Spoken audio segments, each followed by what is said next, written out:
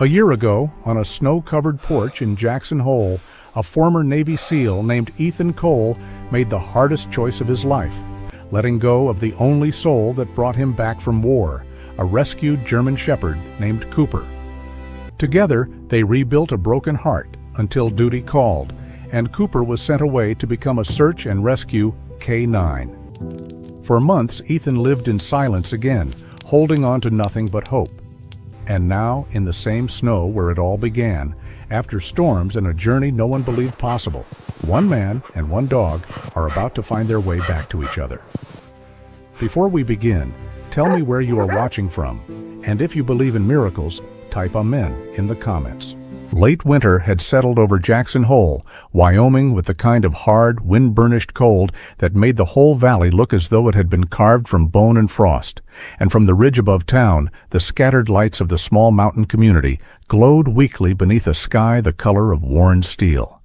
While beyond the last plowed road and the last tidy porch lamp, there stood a weather-darkened cabin pressed against the edge of a dense pine forest, its roof burdened with old snow, its chimney breathing out a thin, uncertain thread of smoke, as if even warmth had to fight to remain alive there. Inside that cabin lived Ethan Cole, a retired Navy SEAL of 39, tall and broad-shouldered, with the compact, disciplined build of a man whose body had been trained for years to obey before it could hesitate, his face stern and angular beneath a short regulation haircut, his ash-brown beard cut close along a weathered jaw, a faint scar running down one cheek like an old line of lightning, and his steel-blue eyes holding the quiet, faraway restraint of someone who had spent too many years studying danger, until it became easier to read threat than tenderness,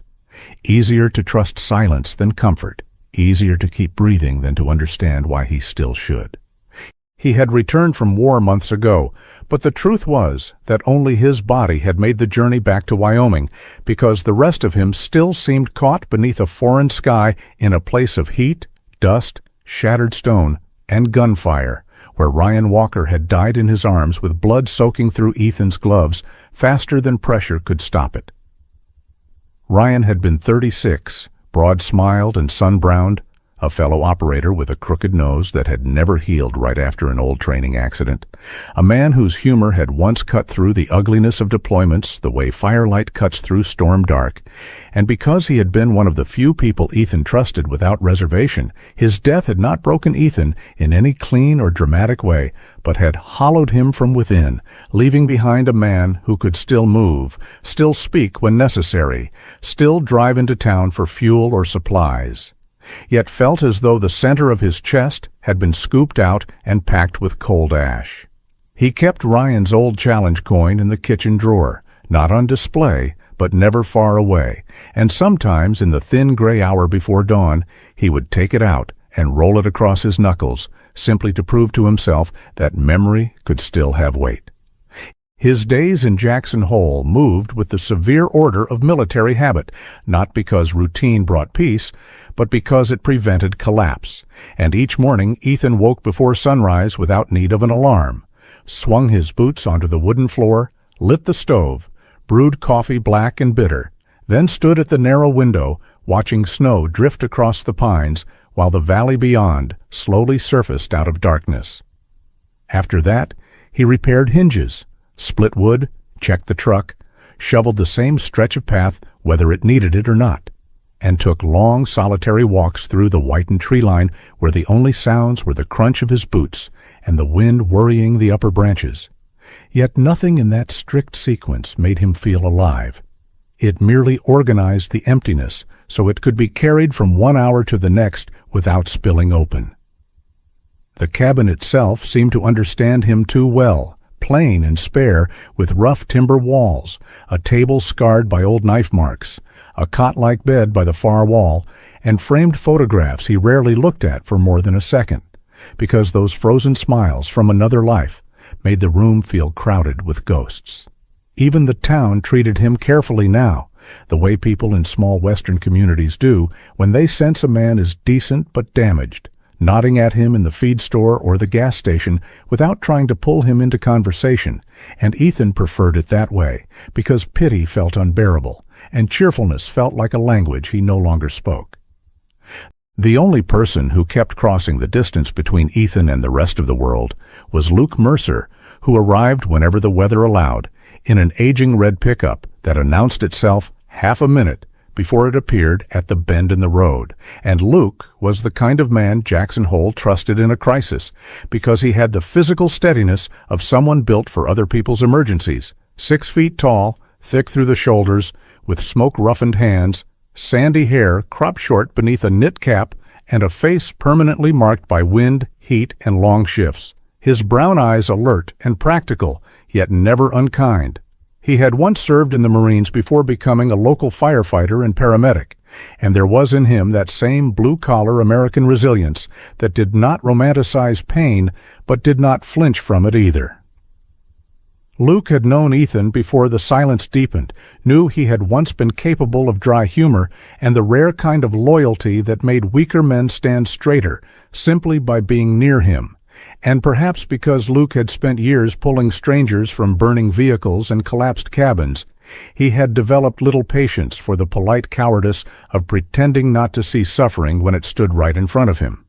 So he kept showing up with coffee beans, truck parts, excuses about weather reports or firewood, and Ethan, who turned away nearly everyone else, never quite found it in himself to shut the door on the one man who asked nothing sentimental from him. On the evening the chapter of his life began to shift. The snowfall came early and heavy, thick white bands moving across the valley until the whole world outside the cabin seemed to dissolve into motionless brightness, and Luke arrived just after dusk with ice clinging to his fenders, stamping snow from his boots before stepping into the warm, dim interior carrying the smell of cold air, engine oil, and wood smoke. Ethan was standing at the counter in a dark thermal shirt, with the sleeves pushed to his forearms, his posture still too straight even in exhaustion, and he did not bother asking why Luke had come, because reasons rarely mattered anymore. Luke set down a paper sack from the grocery store, glanced once at the untouched dinner on the stove, and studied Ethan with the blunt concern of a man who had seen too many warning signs in other people to ignore them in a friend. "You look worse than last week," he said eventually, not cruelly, but without softening the truth. And Ethan answered with the faintest shrug, the kind that meant he did not dispute it and did not wish to discuss it. For a moment the only sound was the hiss of the kettle and the muted push of snow against the outer walls, until Luke leaned against the table and said more quietly, that grief was one thing, but this was something else. This was a man disappearing by inches in a room no one else could enter. Ethan did not flare up, because anger required more energy than he usually possessed, but he turned enough for the stove light to catch the flat exhaustion in his eyes. And when he finally spoke, his voice was low and even, stripped of drama because what he said was simply fact. Ryan had died. The team had moved on, the country had kept moving, and he had come home to a place so beautiful it almost felt offensive, because none of it had changed to match what had happened inside him. Luke listened without interrupting, his jaw working once as if holding back the wrong kind of sympathy, then told Ethan something that landed harder precisely because it was spoken so plainly. That maybe the problem was not that Ethan had no strength left, but that he had spent all his strength surviving and had none left for returning, and men like them sometimes needed a reason outside themselves before they could begin to heal at all. Ethan gave a humorless breath at that, asking what reason Luke thought could possibly survive out here with him in the snow and silence, and Luke, who had clearly been waiting for the opening, told him about Cedar Ridge Rescue on the southern edge of town, a modest animal shelter run through the winter by volunteers and donations, where abandoned dogs kept arriving faster than they could be placed in homes. Luke described it carefully, knowing Ethan would reject anything that sounded like therapy disguised as kindness. And he said he was not talking about replacing Ryan, not talking about filling a human grave with an animal shape, but about responsibility, about presence, about the stubborn daily demand created by another living thing that needed food, motion, safety, and a voice that did not tremble. He said there were some creatures at that shelter just as shut down as Ethan was, animals left on roadsides or surrendered after owners died, and that sometimes the bond between damaged beings did not begin with joy, but with recognition. Ethan stared at him for a long while. After that, his expression unreadable beneath the sharp planes of his face, then said with quiet dismissal that a dog was not a cure for war, and Luke answered that of course it was not, but maybe healing never came in the form people expected. Maybe sometimes it began with a cold nose at dawn, or a reason to open the door each morning before the darkness inside you had time to decide the day for you. The conversation went no further because Ethan turned back to the stove, and Luke, wise enough not to press a wounded man beyond the point of honesty, let the subject rest there. Though before leaving, he placed a folded receipt on the table with the shelter's address written on the back and said only that Cedar Ridge opened at 9. That night sleep came in broken fragments, and each time Ethan drifted off, he found himself back in the desert beside shattered concrete and radio static, Ryan's weight collapsing against him, the metallic smell of blood and scorched dust filling his lungs, while the sky above seemed too bright and too indifferent to belong to any merciful world. He woke before dawn on the final dream, with his heart thundering, breath ragged, one hand clenched so tightly in the blanket that his knuckles ached, and for several seconds he sat upright in the dark cabin without moving, listening to the wind scrape at the eaves, while the stove clicked and settled into cooling silence. He rose, relit the fire, made coffee, and stood in the weak blue light of morning, watching snow move in slow, slanted ribbons beyond the glass. And when his gaze dropped to the table and found Luke's folded scrap of paper still waiting there, something in him resisted with the last brittle pride of a man who had organized his suffering so carefully that change itself felt like a threat. Yet beneath that resistance there was another feeling, smaller and more dangerous, a thin, exhausted willingness, born not from hope, but from the absence of anything better to trust. By the time the pale winter sun had dragged itself over the mountains, Ethan had already put on his coat, the heavy one the color of weathered pine, and laced his boots with the same efficient motions he had used before missions, though now there was no rifle, no team, no objective more tactical than following an address into town. He paused only once beside the kitchen drawer where Ryan's challenge coin lay hidden, touched the wood above it with 2 fingers, and then stepped outside into the punishing cold. Jackson Hole was just beginning to stir as he drove down from the ridge, plow lines piled high along the road, church steeples and shop signs emerging through the thinning curtain of snowfall, the town still carrying that rugged western decency that made even winter look inhabited rather than conquered. And Ethan kept both hands on the wheel, jaw tight, eyes forward, feeling not anticipation exactly, but the numb, stripped-down focus of a man approaching the last thing he can think to try. When he turned onto the road leading toward the southern edge of town, where Cedar Ridge Rescue waited behind chain-link fencing and drifts of snow, he did not yet know what he would find inside, only that for the first time in many months he was driving toward something instead of merely enduring another day, and that fragile shift, small as it was, felt enough to carry him across the final stretch of road. The road leading to Cedar Ridge Rescue curved gently away from the main highway, narrowing into a snow-packed lane, flanked by wire fencing and low wooden posts, half buried under winter drifts. And as Ethan Cole guided his truck along the path with steady hands and a fixed gaze, the town of Jackson Hole slowly faded behind him into a blur of rooftops and chimney smoke, replaced by the quiet isolation of open land where the wind moved without interruption and the sky seemed wider, colder, and more indifferent. And by the time the shelter came into view, a modest cluster of weathered buildings surrounded by enclosures layered in frost. Ethan felt the same kind of tension in his chest he used to feel before stepping into an unknown situation overseas. Not fear exactly, but a heightened awareness of everything that could go wrong, everything that might demand something from him he was no longer certain he could give. Cedar Ridge Rescue did not look like a place built for comfort so much as one held together by persistence. Its main structure, a low rectangular building with peeling paint and a hand-lettered sign that had been repainted enough times to show the brushstrokes of different volunteers over the years.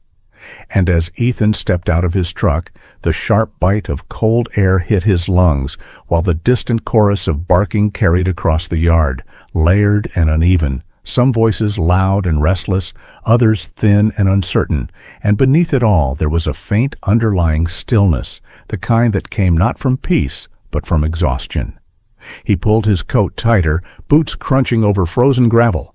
and when he pushed open the front door, a small brass bell rang overhead, cutting briefly through the noise inside before being swallowed again by the sound of animals shifting, pacing, and waiting.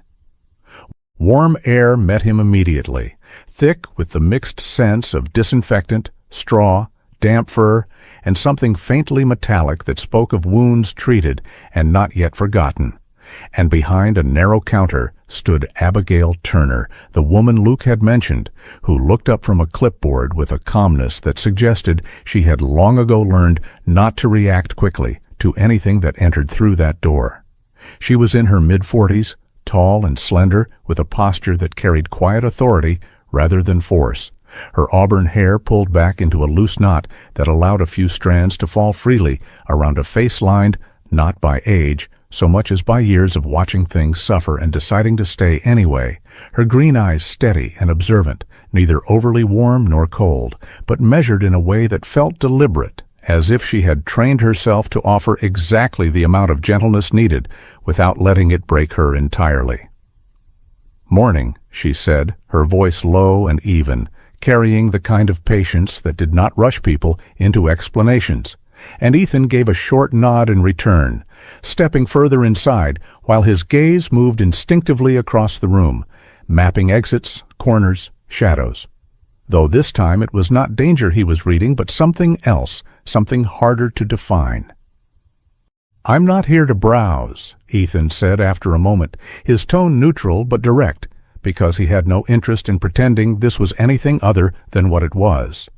And Abigail studied him for a brief second, longer than necessary, taking in the rigid set of his shoulders, the way he held himself as though expecting impact, and the silence that clung to him more heavily than the cold outside. She had seen men like him before, not soldiers specifically, but people who had returned from something that had altered their sense of the world in ways that could not be explained in simple conversation. "That's usually a good place to start," she replied quietly, setting the clipboard down. "Most of the ones here don't need browsing either. They need someone who already knows what they're walking into." There was no judgment in her voice, only a kind of grounded realism that made Ethan glance at her again, just briefly, before shifting his attention toward the hallway that extended behind her, lined with rows of kennels, from which the barking grew louder. She led him without asking further questions, moving down the corridor with an ease that came from repetition, pausing occasionally to greet a dog by name or check a latch with practiced hands. And as Ethan followed, the sound enveloped him fully now, a chaotic layering of energy that pushed against the walls, dogs lunging forward, tails whipping, paws scraping against metal gates, some eager, some anxious, some barking simply because the others did, and for a moment it felt almost overwhelming in its intensity, so different from the controlled silence Ethan had built his days around. Yet as they moved deeper into the hallway, something began to shift, not in the volume but in the quality of the sound, because near the far end there was a pocket of stillness that seemed to resist the rest of the noise, a space where no barking came from, no scratching, no movement that demanded attention. "That one's been quiet since the day he got here," Abigail said softly, following Ethan's line of sight before he even spoke. And when they stopped in front of the last kennel, Ethan saw him, a German shepherd puppy, no more than 4 or 5 months old, curled tightly against a thin, worn blanket that had been folded over itself several times to create the illusion of comfort, his body smaller than it should have been for his age, ribs faintly visible beneath a coat that should have been thick and glossy, but instead lay dull and uneven, black and tan, muted by dirt and neglect. One ear standing half upright, while the other drooped at an angle that gave him a slightly uneven silhouette, as if something in his development had been interrupted before it could complete itself. The puppy did not rush forward, did not bark, did not whine, but simply lifted his head slowly, revealing a pair of amber-brown eyes that settled on Ethan with quiet, unwavering attention, not pleading, not hopeful, but observant in a way that felt far older than his body. "He was found 3 weeks ago," Abigail continued, her voice lowering as if the story itself required a certain respect. "Highway Patrol called us in the middle of the night. Someone had left him in a cardboard box just off the shoulder. No blanket, no food, nothing but a scrap of newspaper underneath him that had already frozen through." And she paused briefly, her gaze softening, not with pity, but with recognition of something she had seen too many times. "No microchip, no tag, no one came back looking. And we checked, we always check." Ethan crouched down slowly in front of the kennel, one knee resting on the cold concrete floor, his movements controlled, deliberate, the same way he would approach something unpredictable in the field. Though here the unpredictability was quieter, more fragile, and as he brought himself level with the puppy's gaze, he noticed the way the animal's breathing remained steady, not shallow with fear, not fast with excitement, but measured, as if conserving energy had become instinct rather than choice. "He doesn't play?" Ethan asked, his voice low, almost blending into the ambient noise around them, and Abigail shook her head once.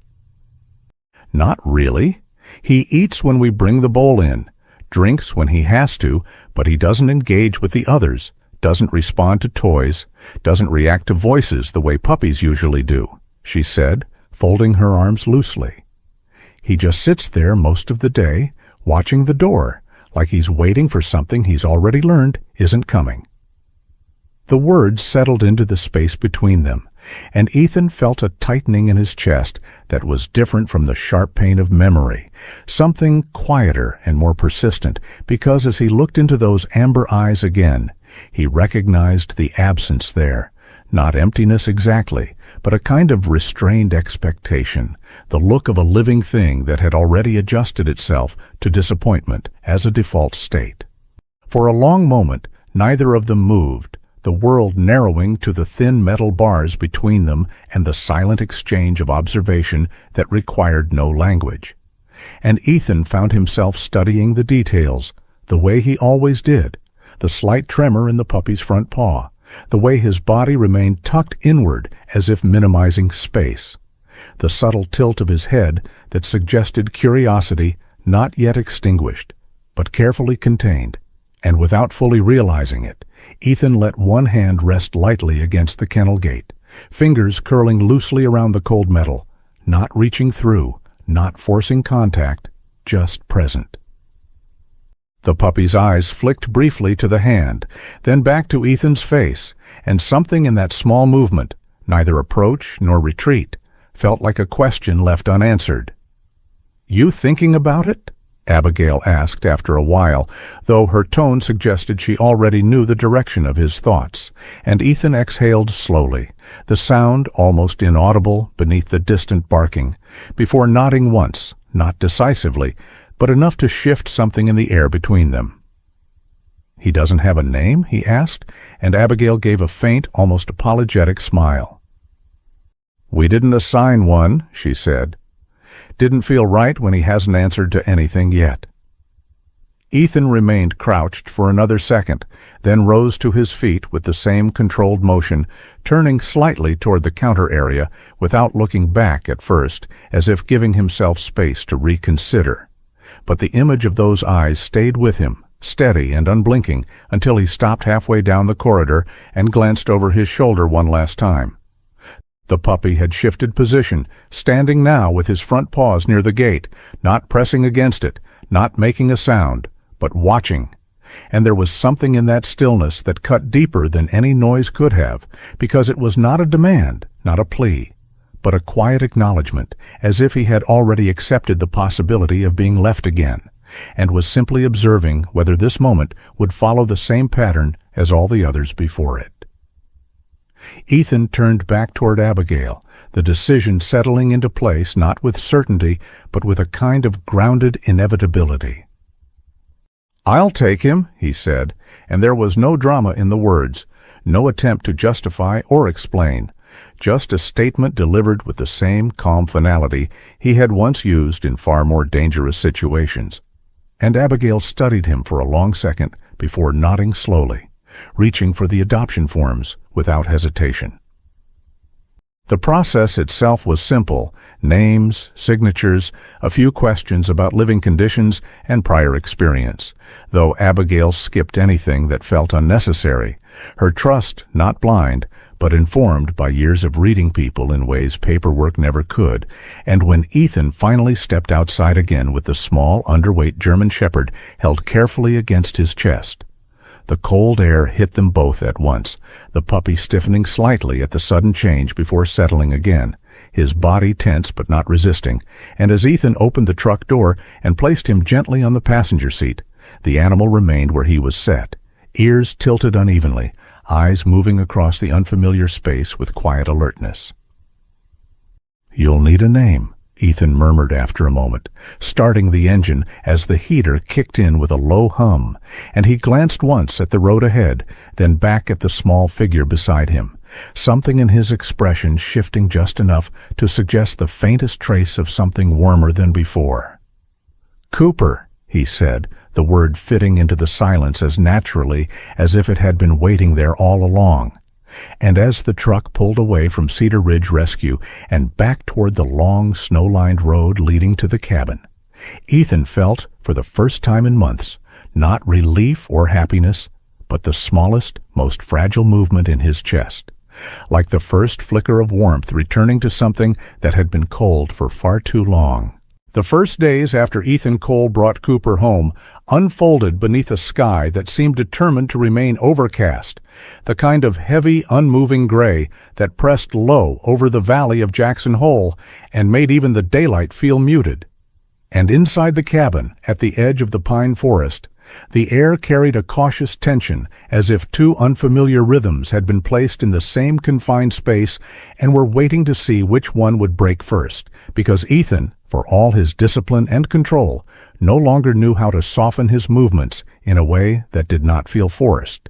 while Cooper, still underweight and raw from abandonment, moved with the instinct of something that had already learned to expect harm from sudden noise or closeness, and so their first interactions were defined not by connection, but by careful distance, each of them studying the other without language, without assumption, measuring safety in increments too small for anyone else to notice. Cooper refused food the first evening, not outright, but with a hesitation that stretched long enough to make it clear he did not trust the offering. His small body crouched near the far wall of the cabin, head low, ears uneven, eyes flicking between the metal bowl Ethan had set down and the man himself, as if trying to calculate whether this act of care carried a hidden cost. And Ethan, who had once operated in environments where misjudging intent could mean death, recognized that same internal calculus immediately and did not move closer, did not speak loudly, did not try to coax or command, but simply stepped back and leaned against the counter, arms loosely folded, allowing silence to settle between them, until the puppy, driven by hunger more than belief, took a tentative step forward, then another, and finally lowered his head just enough to take a few careful bites before retreating again, the act small and incomplete, but significant in a way Ethan understood without needing to name it. The nights were harder, not because of anything Cooper did, but because of what Ethan could not escape. the memories that returned with the same relentless precision each time he closed his eyes, pulling him back into heat and chaos where the sound of an explosion would rupture the stillness and Ryan Walker's voice would cut off mid-sentence, leaving behind a silence that rang louder than any gunfire.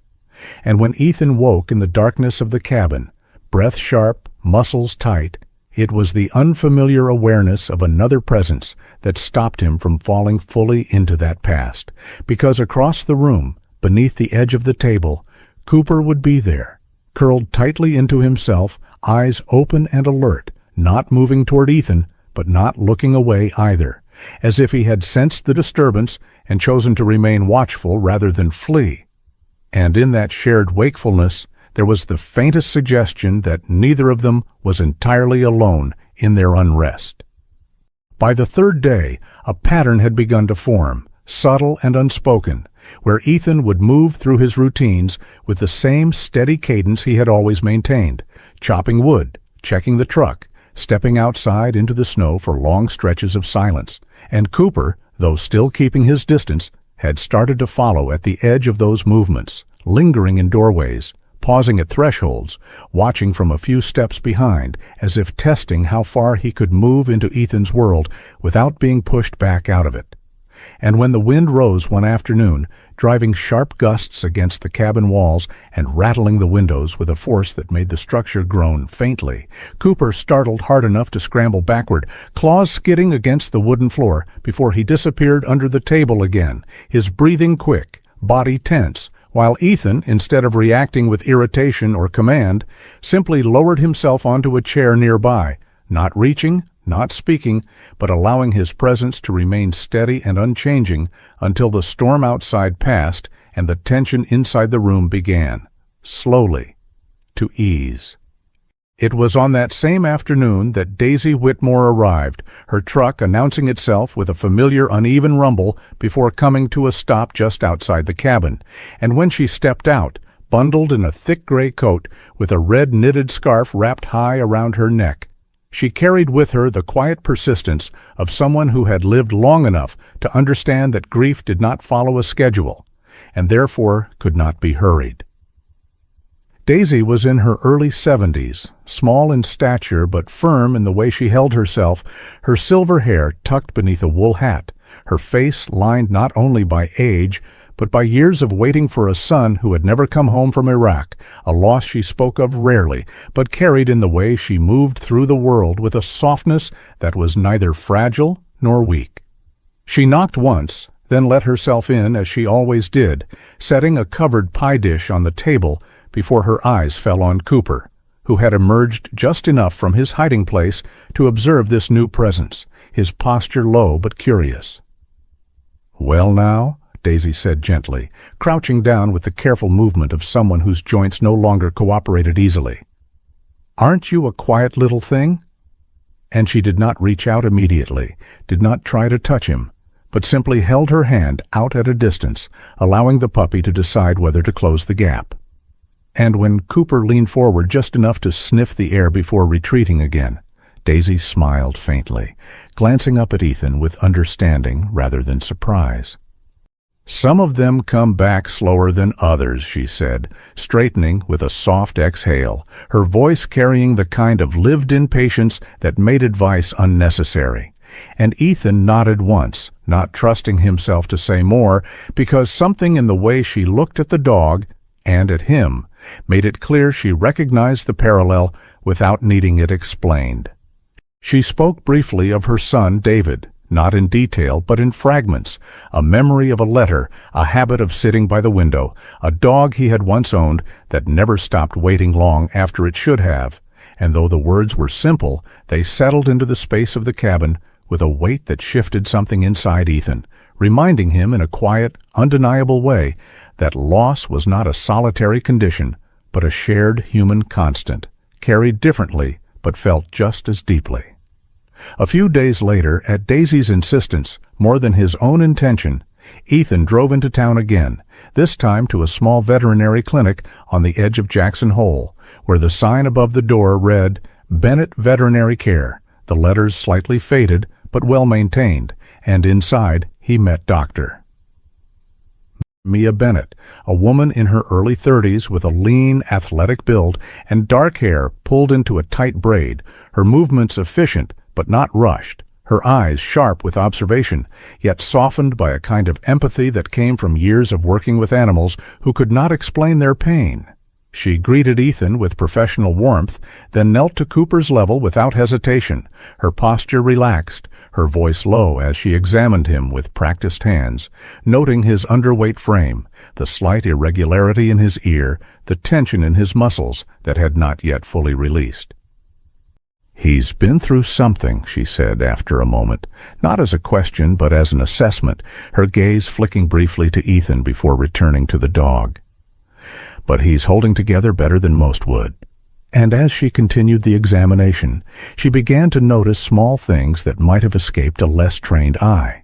The way Cooper's ears shifted at distant sounds outside the clinic. The way his nose lifted slightly at unfamiliar scents. The quick, precise way his gaze tracked movement in the room, not with fear, but with awareness. "You've got something here," she added quietly, almost to herself. "He's not just resilient. He's attentive in a way that suggests strong working instincts." And Ethan listened without reacting outwardly, though internally the observation settled into place alongside everything else he had begun to notice, forming a picture that was still incomplete but growing clearer with each passing day. Back at the cabin, the dynamic between them continued to shift, not dramatically, but in increments so subtle they might have been missed, if not for the consistency of their repetition. And Ethan began introducing simple commands, not as training, but as structure, his voice low and steady, movements deliberate, creating a framework that Cooper could begin to understand without feeling overwhelmed, and to his quiet surprise, the puppy responded not with confusion, but with a kind of cautious engagement, sitting when prompted, staying when asked, his attention locking onto Ethan with increasing focus, as if the clarity of instruction provided a stability he had not known before, and each successful interaction, however small, seemed to reinforce something deeper than obedience, a thread of connection that did not rely on trust yet, but was building toward it. One evening, as the wind dropped and the sky cleared enough for a pale moon to cast faint light across the snow,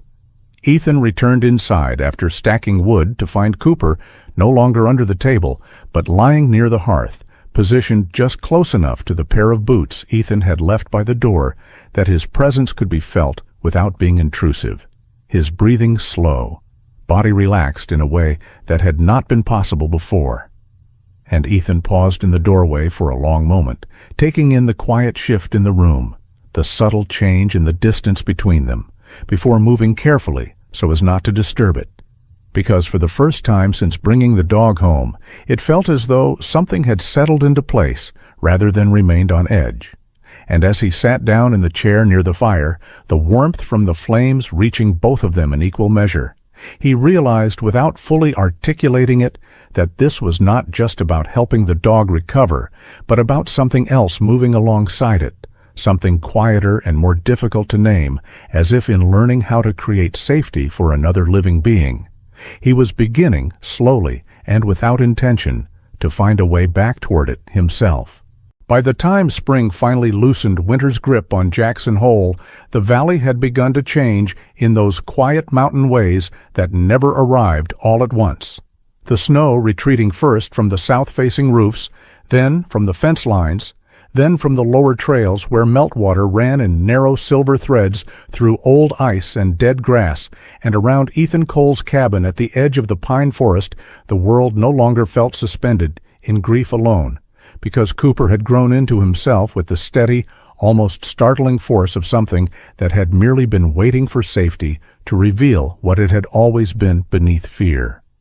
He was no longer the gaunt, silent shelter puppy curled against a worn blanket with ribs showing through dull fur, but a strong young German shepherd with a deepening black and tan coat that caught the morning light in sleek plains, one ear still holding the slightest soft tilt that gave his alert face a trace of unfinished boyhood, though there was nothing unfinished in the way he moved, because every motion now carried purpose, balance, and a kind of native intelligence.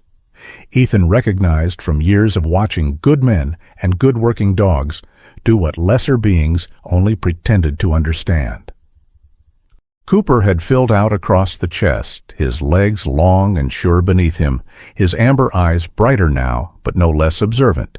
And if Ethan spoke a command in that low, even tone that had become the center of the dog's world, Cooper responded not merely with obedience, but with comprehension, as if structure did not constrain him, but completed him. The change had not happened in one dramatic turn, but across months of repetition, through cold dawn walks and careful drills behind the cabin, through simple scent games that became more advanced without Ethan fully meaning them to. Because what began as a way to settle the dog's nerves had awakened something much deeper. Ethan would tuck an old glove beneath a drift, or carry a strip of cloth through the trees and circle back in a way meant to confuse the trail.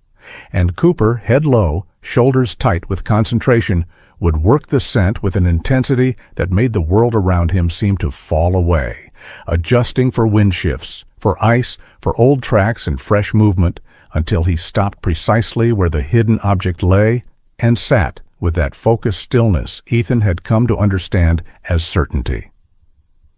Even Mia Bennett, who still saw them from time to time at the clinic and had long since moved from polite professional interest into a quieter admiration she kept mostly to herself, had remarked that the dog's reflexes were too clean, too instinctive to belong to a companion animal alone. Mia, with her dark braid and lean runner's build and those sharp dark eyes that missed very little, had once told Ethan while Cooper calmly tolerated an exam that some dogs learned commands, but a rare few seemed born already listening for a job they had not yet been given, and Ethan had said little in return, though the words stayed with him longer than he admitted.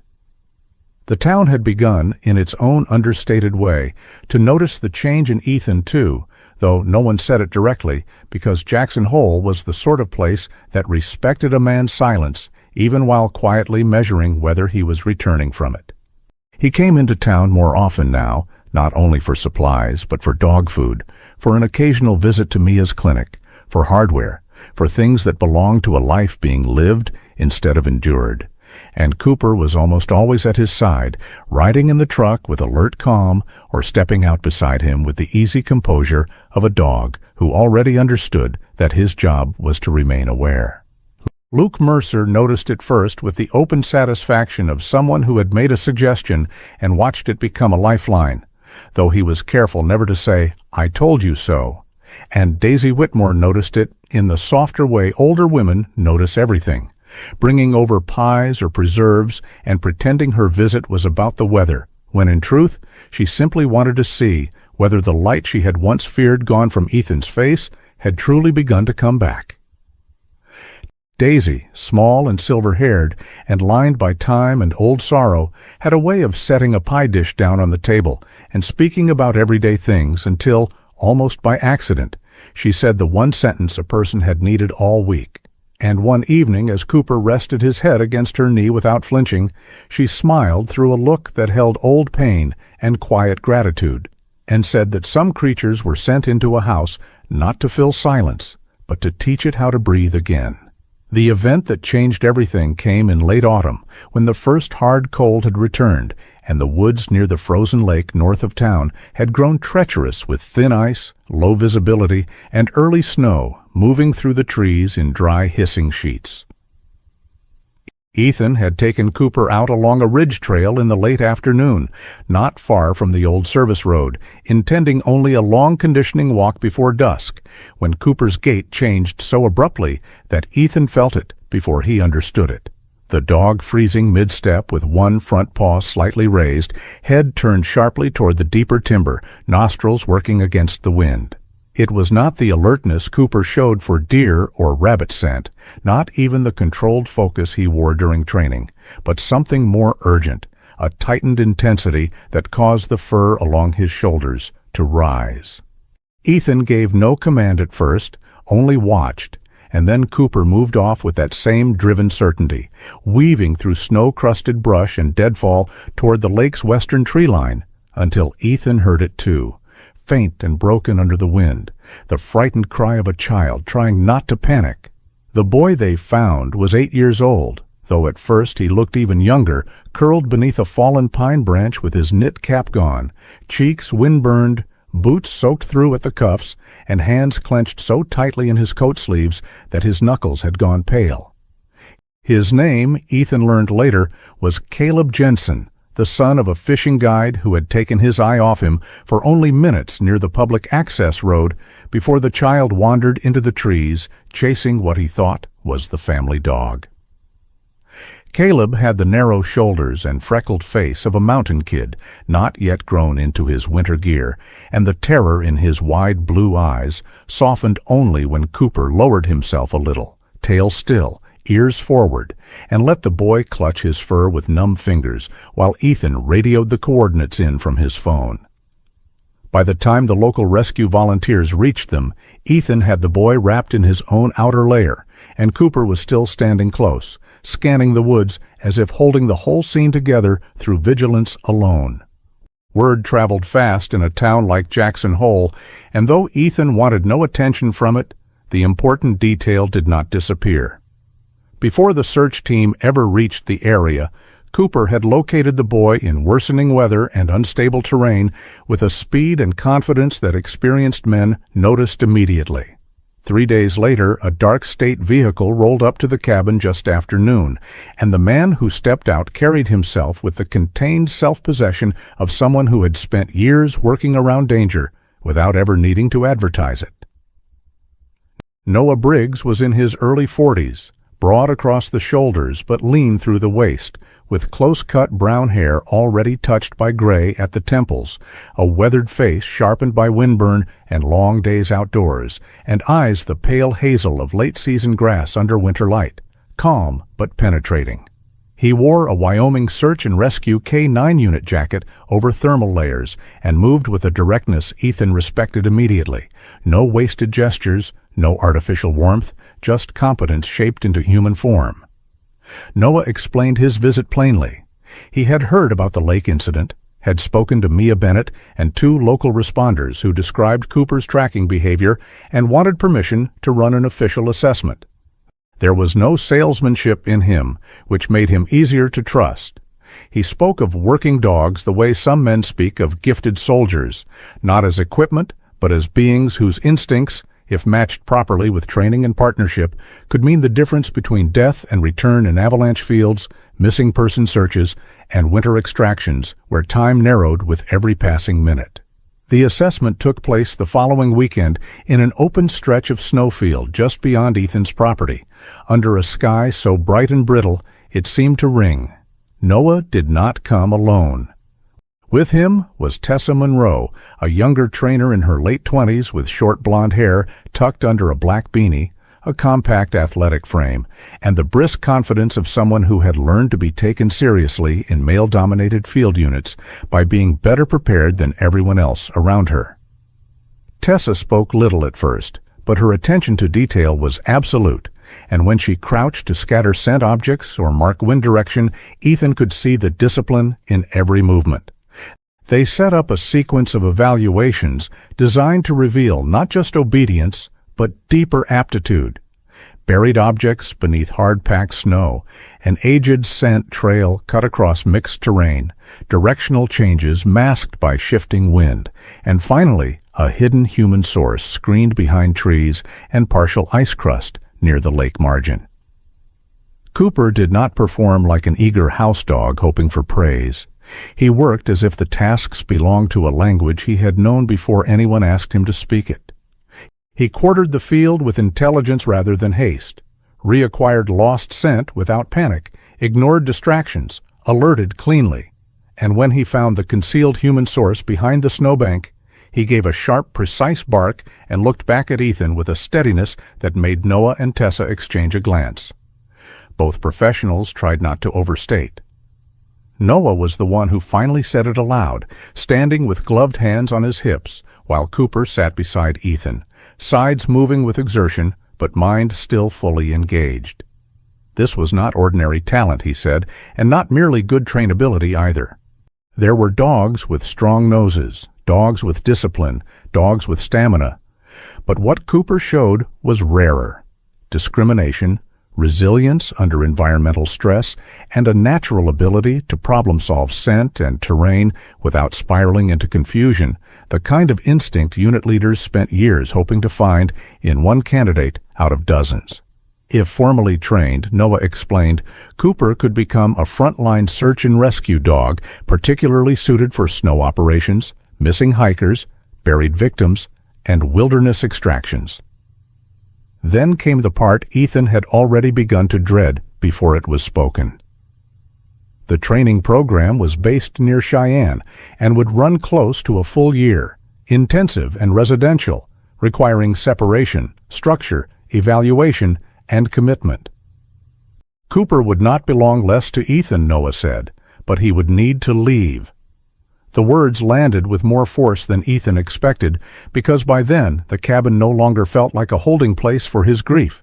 It felt like home. And home had a heartbeat now that moved on 4 legs across the wooden floor. After Noah and Tessa left the paperwork behind and drove back toward town, the silence that fell over the cabin felt different from the old one, because it was not empty now, but full of decision. And Ethan found no relief in walking the property line or splitting wood or cleaning the same gear twice. He wanted, with a selfishness so human it almost shamed him, to keep Cooper exactly where he was, close enough to hear breathing by the fire and claws crossing the floor before dawn. And yet he also knew what it meant to recognize ability in another living being and refuse its purpose out of fear. Luke came by that evening and heard the whole thing leaning against the porch rail while dusk lowered itself across the pines, then said, in that blunt, practical voice that had saved Ethan from his own avoidance before,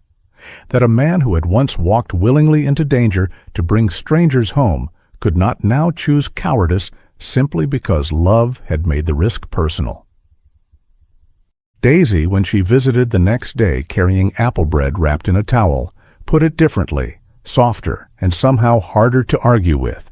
She stroked Cooper's neck while the dog leaned against her skirt and told Ethan that holding on was easy when you were afraid, but real love was sometimes the thing that opened its hand and blessed the leaving.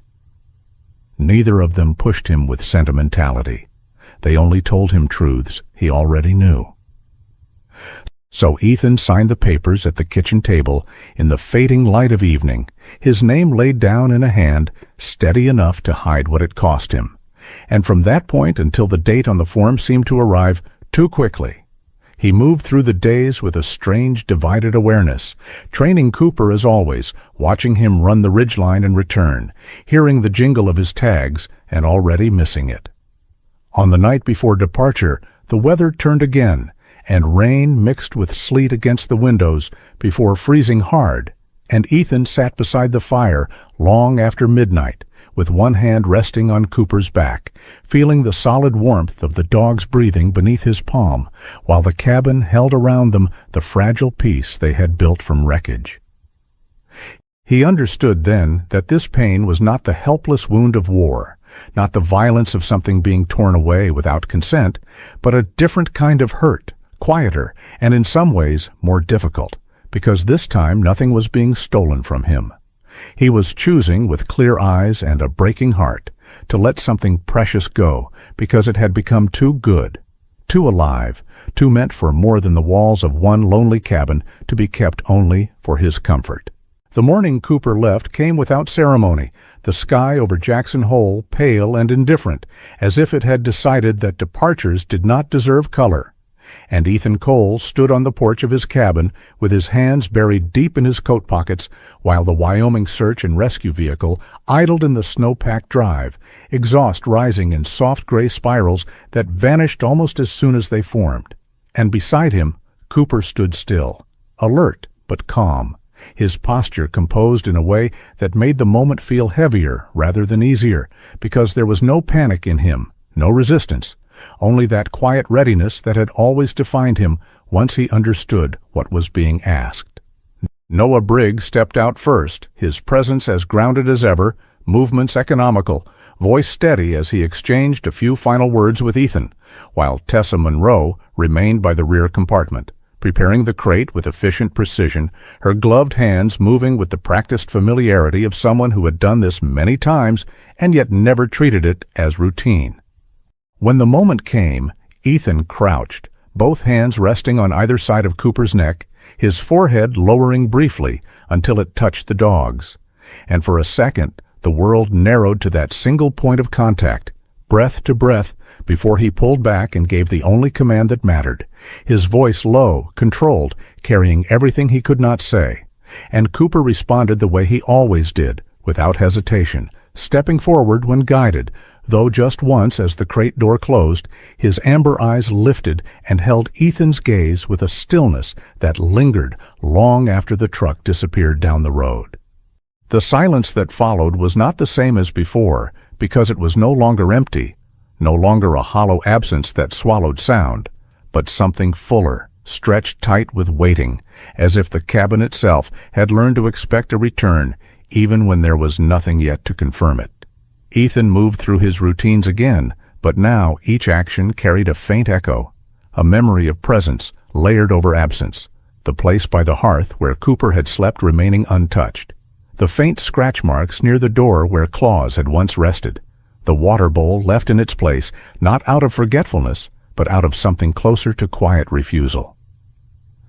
Days turned into weeks, and weeks into months, the seasons shifting slowly across the valley as spring thawed the last of the snow, summer warmed the ridgelines, and autumn painted the trees in muted gold before the cold returned again. And through all of it, Ethan received reports, official and precise, printed on letterhead or delivered through calls from Noah Briggs. Each update describing Cooper's progress with a kind of restrained admiration that never exaggerated but never needed to.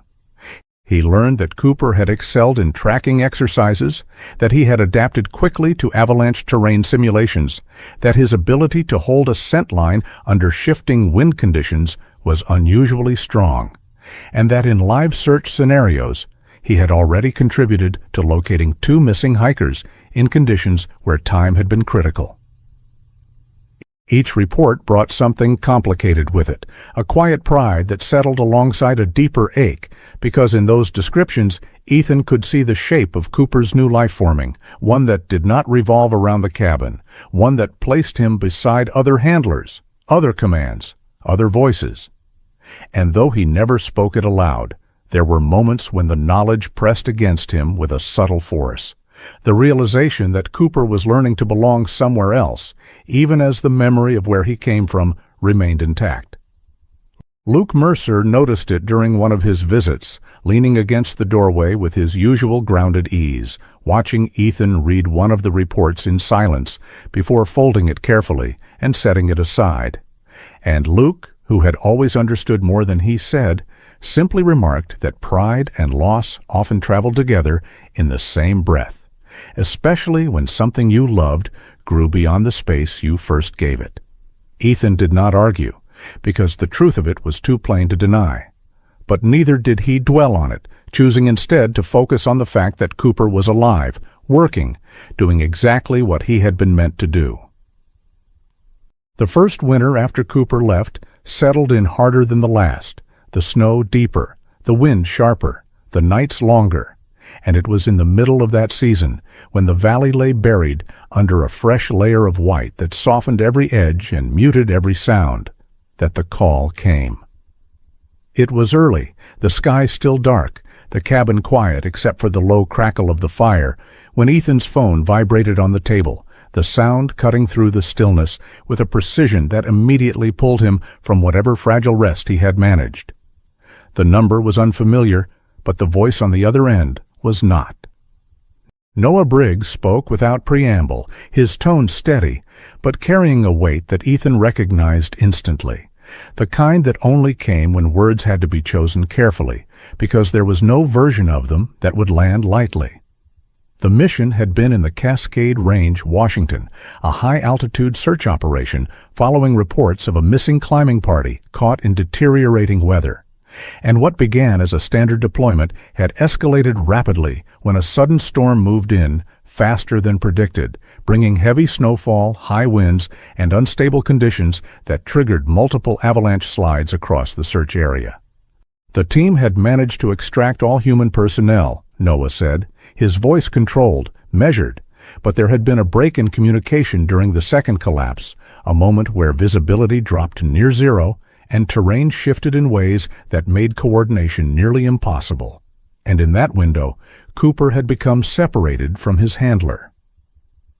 The words that followed were the ones Ethan had already understood before they were spoken. They had not found him. Not yet. The line went quiet for a second after that, the kind of silence that carries more than any explanation, and Ethan stood there with the phone still in his hand, staring at nothing, the cabin around him suddenly too still, too familiar, as if the space that had once held waiting had now filled with something else entirely.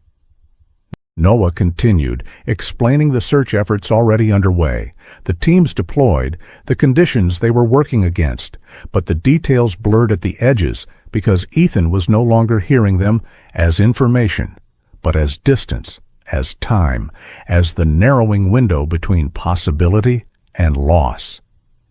He did not hesitate, not in the way people often expect hesitation to look like, because for Ethan, decision had never been a matter of debate once the direction became clear. By the time the call ended, he was already moving, pulling gear from storage, checking supplies with the same precise efficiency that had once carried him through missions where uncertainty was the only constant. He packed light but deliberate, boots, thermal layers, rope, basic medical supplies, and the one photograph of Cooper he had kept, not on display, but in the same drawer as Ryan's coin, taken during those early weeks when the dog had first begun to trust him enough to rest without watching the door. Luke arrived before Ethan finished loading the truck, drawn by instinct or habit or the simple knowledge that something had shifted. And though he asked what had happened, he did not try to stop him when he heard the answer. Only nodded once and said he would keep an eye on the place, his expression carrying the quiet understanding that some journeys could not be shared, only supported from a distance. The drive to Washington stretched long and cold, the landscape shifting from the open valleys of Wyoming to the dense rising terrain of the Cascades, where the mountains climbed steeper and the snow fell heavier, the air thick with moisture, and the sky rarely clear enough to reveal its full depth. By the time Ethan reached the search staging area, the operation was already in motion, teams moving in coordinated patterns across mapped zones, radios crackling with updates, the air alive with controlled urgency. There he met Noah in person again, along with several others, including Daniel Reyes, a search coordinator in his late 30s with dark hair, a trimmed beard, and the kind of steady, analytical demeanor that came from years of managing operations where every decision carried weight. Reyes spoke in clear, efficient terms, outlining the search grid, the last known coordinates, the terrain challenges. But what mattered more came later, when the immediate logistics gave way to something quieter. It was Noah who said it, standing beside Ethan at the edge of the camp, looking out over the endless white slopes where the storm had left its mark, that Cooper had always responded most strongly to commands delivered in a tone like Ethan's, not just the words but the cadence, the steadiness, the underlying structure that had shaped him from the beginning, and that even during training, when surrounded by other handlers and environments, there had been moments where the dog's focus seemed to align with something beyond immediate instruction, as if holding on to a reference point that did not exist in the present, but remained fixed somewhere else. "Dogs like him don't just wander," Noah said quietly, his voice carrying no attempt at comfort, only truth. "They orient, they track. And when they lose contact, they don't always search randomly. Sometimes they follow what they know best."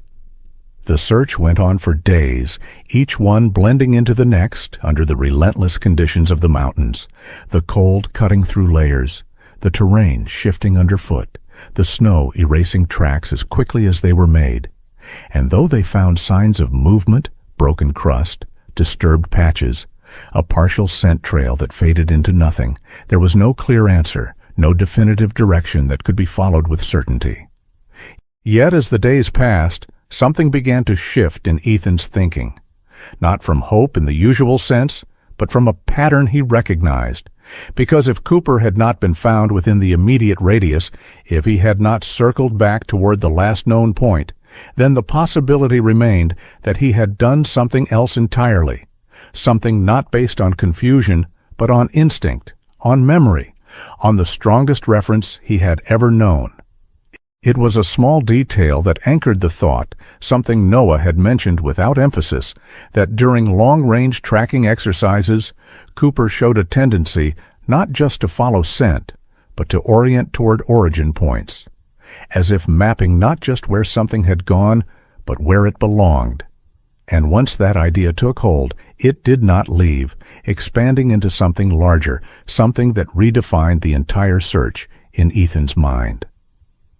Cooper was not just a lost dog in a storm. He was a trained, instinct-driven animal with a single strongest anchor, and that anchor was not Washington, not the team, not the handler he had worked with for months, but the place where his world had first stabilized, the cabin, the valley, the man whose voice had shaped everything that followed. By the end of the 6th day, standing at the edge of the search grid as another storm system began to move in, Ethan understood what the others could not fully accept yet, not because they lacked skill, but because their framework did not account for something less measurable. "He's not lost," Ethan said quietly, more to himself than anyone else, though Noah heard it and did not interrupt. "He's heading home." And with that realization, the search ceased to be a static operation tied to coordinates and became something else entirely, a race against time across distance, terrain, and weather, driven by a question no one could answer but that Ethan refused to abandon. Whether loyalty, memory, and instinct could carry a dog across miles of frozen wilderness toward the one place he understood as belonging. The return to Jackson Hole did not carry relief the way people imagine it should, because when Ethan Cole drove back across state lines and into the familiar sweep of the valley, what followed him was not closure, but a quiet, persistent uncertainty that settled into his chest like something unfinished. The mountains rising in their usual stillness, the roads cutting through snow that had fallen since he left, the cabin appearing exactly as it had been, unchanged and waiting. And yet nothing inside him felt the same as before, because the search in Washington had not ended with an answer, only with a direction that no one else had fully believed in. And as he stepped out of the truck and stood in the cold air that smelled of pine and distant ice, he understood that whatever came next would not be guided by reports or coordinated teams, but by something far less certain and far more personal. A decision to trust a bond that had never needed explanation to exist.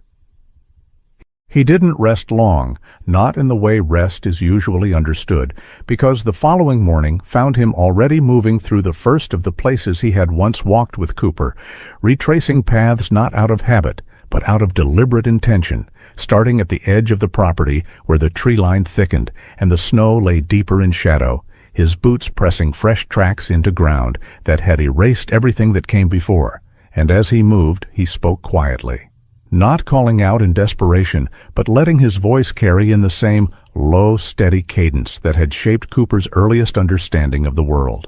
The same tone Noah had described, the same one that had anchored every command, every moment of structure and safety. And though there was no immediate answer, no sound returning to him through the trees, he continued, moving from one place to the next, following not a map, but memory, as if each location held a fragment of something that might guide the rest.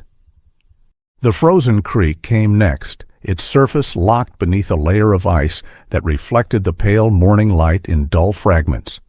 And Ethan paused there longer than necessary, remembering the first time Cooper had stepped uncertainly onto that surface, pause splaying slightly as he adjusted to the unfamiliar texture, the way he had looked back once, not for permission, but for confirmation, and then moved forward with growing confidence. And now, standing there alone, Ethan let his gaze trace the line of the creek as it disappeared into the trees, half expecting movement, half bracing for none, before turning again, pushing onward through the snow toward the open field where they had run drills under clear skies, where scent trails had begun as simple lines and grown into complex patterns, where something inside both of them had started to rebuild without either one fully understanding it at the time. By midday, the wind had begun to rise, carrying fine sheets of snow across the ground in shifting currents that blurred edges and softened distance, and it was in that moving whiteness that Ethan made his way toward the final place, the hill that rose gently beyond the far side of the property, not steep enough to be called a mountain, but high enough to overlook the valley, a place that had once been nothing more than a convenient training ground and had since become something else entirely, though he had never named it as such. The climb was steady but slow, each step sinking slightly into the fresh layer of snow, the wind pushing harder as he gained elevation, until the cabin disappeared behind him, and the world narrowed to the sound of his own breath and the low rush of air moving across the ridge. And as he reached the crest, he stopped, not because he expected to see anything, but because there was nowhere left to go. For a long moment, he stood there in the open, the valley stretching below, the sky above a uniform gray that gave no hint of change, and he let the silence settle fully, not fighting it, not filling it, just allowing it to exist the way it always had before something else had entered his life and altered it. "All right," he said finally, his voice carried away almost immediately by the wind, not loud, not pleading, but steady, the same tone he had used from the beginning. "That's far enough," and the words were not a command in the traditional sense, but a marker, a line drawn at the edge of what he could control. And when nothing answered him, when the wind continued and the snow shifted and the world remained exactly as it was, he closed his eyes briefly, not in surrender, but in acceptance, because even hope, he understood, had its limits. It came then, not as a clear sound, but as something almost lost within the movement of the wind, a broken fragment of noise that might have been imagined if not for the way it repeated, faint and uneven, rising just enough above the background to be recognized for what it was. Ethan's eyes opened instantly, his head turning toward the far side of the slope, where the land dropped away into a shallow descent, lined with scattered pines and wind-carved drifts, and he stood completely still, every sense narrowing, waiting. And then it came again, clearer this time, a single bark, hoarse and strained, but unmistakable.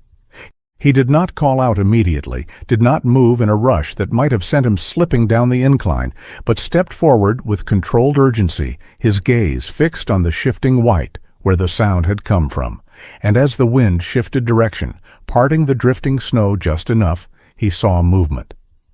At first it was only a shadow against white, something low and unsteady, emerging and disappearing as the snow gusted around it. But then the shape resolved into something more familiar, the outline of a dog moving with effort rather than ease, each step deliberate, uneven. And as it came closer, the details began to sharpen, the coat no longer sleek, but roughened and matted in places, patches of ice clinging to the fur along the legs, one side of the body marked with faint streaks where the snow had mixed with blood from shallow cuts, and the gait, once fluid and controlled, now reduced to a stubborn forward motion driven by something deeper than strength. Cooper. He didn't run at first, because for a fraction of a second his body refused to accept what his eyes were seeing, the distance between disbelief and recognition stretching into something almost unbearable, and then it collapsed all at once, and he was moving down the slope, boots sliding, balance shifting as he closed the space between them, his breath no longer measured, no longer controlled, and when he reached the dog, when he dropped to his knees in the snow, and both hands came forward to steady that trembling body, the world narrowed again, but this time not into silence, but into contact, into reality that could be touched, held, confirmed. Cooper leaned into him with what little strength remained, his head pressing against Ethan's chest, breath shallow but steady, his amber eyes lifting once, meeting Ethan's with that same quiet awareness they had carried from the beginning, and in that moment there was no confusion, no hesitation, only recognition that had never been lost. Ethan's arms closed around him instinctively, pulling him close, one hand moving over the dog's neck, feeling the roughness of fur, the cold beneath it, the faint tremor that ran through his body, and the sound that left Ethan then was not controlled, not restrained, but something raw and unfiltered, breaking free in a way nothing had since the war, because this was not grief, not loss, but something else entirely, something that felt like the world giving something back instead of taking it away. "I got you," he said, though the words were barely more than breath, repeated without structure, without command, just a promise made in the only way that mattered, and for a long moment he stayed there, kneeling in the snow, holding on to the living proof that something had crossed distance and danger and time to return, until practicality forced itself back into place and he shifted, lifting Cooper carefully, supporting his weight as he rose, turning back toward the path that would lead them home. The descent was slower, each step taken with care, the wind still moving across the ridge, but no longer carrying the same emptiness, because now there was something within it. Something answered. The days that followed moved in a different rhythm, one shaped by recovery rather than waiting, as Cooper was brought first to Mia Bennett's clinic, where she met them with a controlled urgency that masked the relief in her eyes, her hands already moving to assess injuries, to clean and treat the cuts along his legs, to check for deeper damage, her voice calm as she spoke to both Ethan and the dog in equal measure, guiding them through the process with the steady competence that had always defined her. "He's exhausted, dehydrated, but he's stronger than he looks," she said after the initial examination, her expression softening just slightly. Whatever drove him, it kept him moving long enough to make it back. And Ethan nodded, because there was no other explanation that needed to be spoken. The official word came later, delivered by Noah Briggs over the phone, and followed by formal documentation, confirming what had already become clear through both circumstance and necessity, that Cooper had completed enough active service, enough field contribution, to be granted early retirement from operational duty. A decision made not out of limitation, but out of recognition,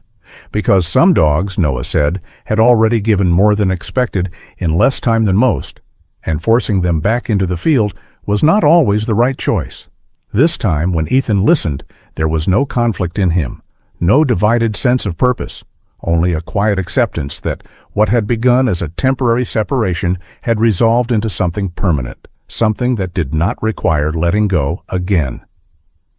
Life in Jackson Hole adjusted around that return with a natural ease that felt almost earned, Luke stopping by more often, his easy humor filling the cabin in a way that no longer felt intrusive. Daisy bringing over baked goods with a smile that carried less sadness than before, her hand resting on Cooper's head as if acknowledging not just his survival, but what he had brought back with him. And Mia, who now found reasons to visit that extended beyond professional care, her presence fitting into the space with a quiet familiarity that neither she nor Ethan felt the need to define too quickly. The cabin no longer held silence the same way it once had, because now it was layered with something else, something steady, something alive.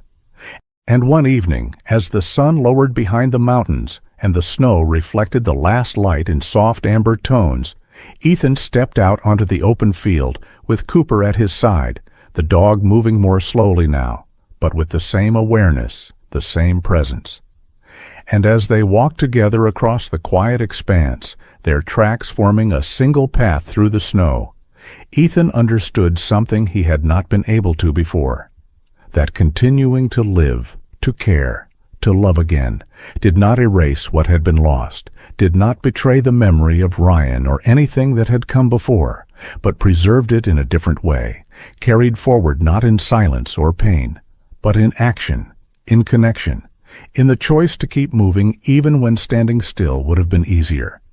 And as Cooper walked beside him, close but not constrained, the distance between past and present no longer felt like something that needed to be crossed, but something that had finally, quietly, come together. Sometimes the greatest miracles do not arrive as flashes of light or voices from the sky, but as quiet moments that find us when we are at our lowest, when we believe we have already lost everything worth holding on to.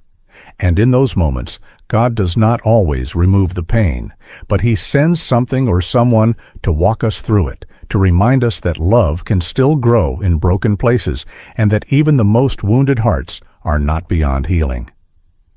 Ethan did not forget his fallen brother. He carried him forward, and through Cooper, through loyalty that crossed distance, storm, hunger, and fear, we are reminded that what is built on truth and love does not disappear. It finds its way back, because God never wastes pain. He transforms it into purpose if we are willing to keep walking. If this story touched your heart, take a moment to reflect on what you might still be holding on to in silence and what God might be trying to restore in your life through unexpected ways, because sometimes the answer to your prayer